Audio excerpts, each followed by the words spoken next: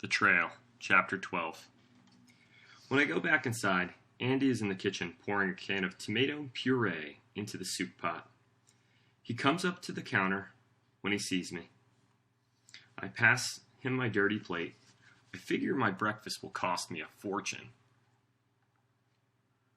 But it's worth it. How much do I owe you? $2 for the Cliff Bar. Nothing for everything else. In my hand, Andy hands me $18 change for my 20. No, I'm determined not to owe him. I give him the 10 back. He waves it away, so I shove it into a tip jar on the counter. Andy sighs and leans his head toward the front window. Looks like your friend enjoyed the sausages. Andy seems like the kind of person who wouldn't gossip about stray kids in huts. I decide to open up to him a little. I've been giving him what I can.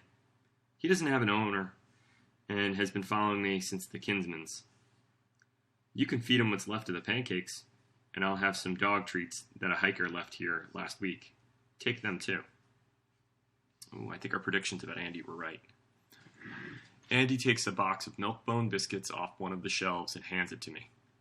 This act of kindness almost breaks me. That's an interesting statement. This act of kindness almost breaks me. Let's think about that. After nearly giving up on the trail yesterday in the miserable pelting rain, too many things are going right.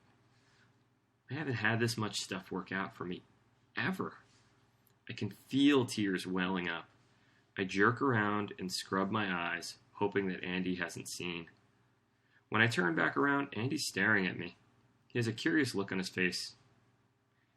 How far are you planning to hike, kid? He asks.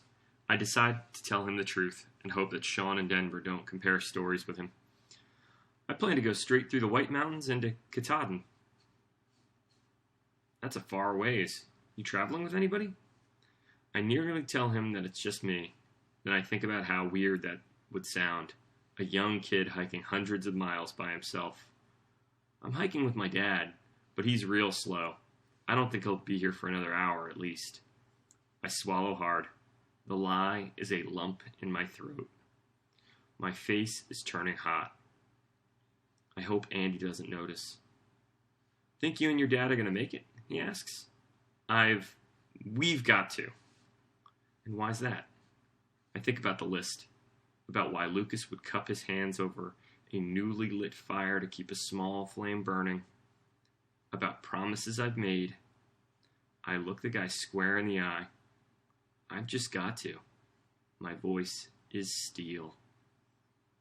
The hut goes still for a moment. I expect Andy to poke further, to ask more questions. That like I have to make up more lies for. Instead, he folds his arms. Wait here, he says. He disappears down a corridor past a sign that reads, Crew Only. When he comes back, he's holding a glass marble between his thumb and forefinger. It's perfectly clear except for a ribbon of blue swirled through the center. This belonged to my great-grandfather. Andy tosses the marble in the air. It winks in the sunlight before disappearing back into his hand. He was a fighter pilot during World War II.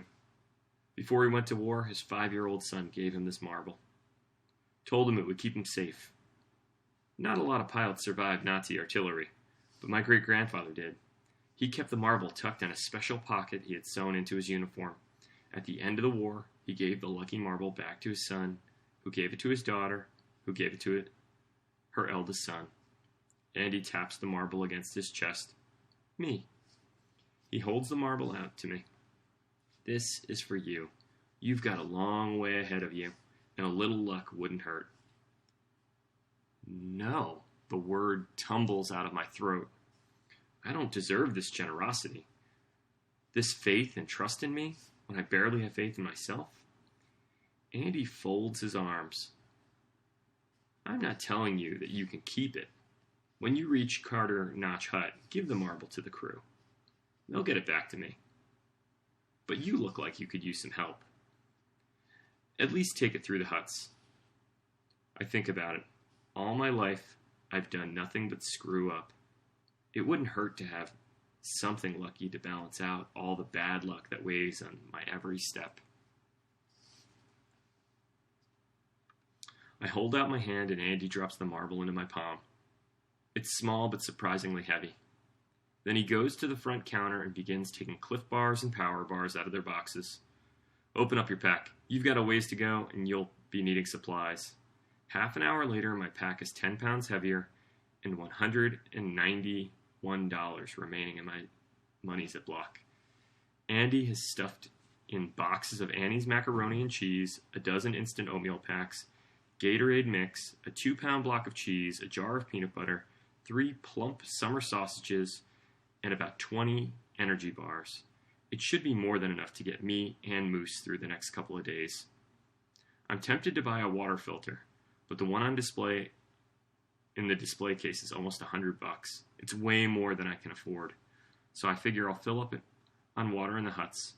Plus Denver's iodine pills should last me a good chunk of the trail into Maine. The most important, I tucked in my hood pocket is a Ziploc sandwich bag with a square of glossy paper detailing all of the trails and contour lines in the White Mountains folded inside. I've got a map again. All right. Looks like he's got enough supplies. He's ready to go.